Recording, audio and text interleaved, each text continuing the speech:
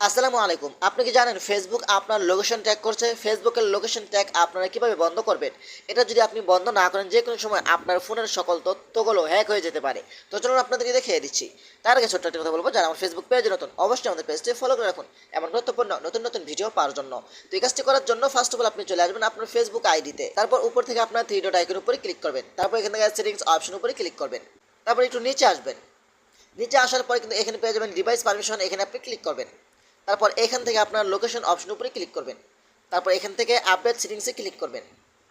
তারপর এখান থেকে ওপেন ডিভাইস সেটিংসে ক্লিক করবেন। তারপর এখান থেকে পারমিশন অপশন উপরে ক্লিক করবেন।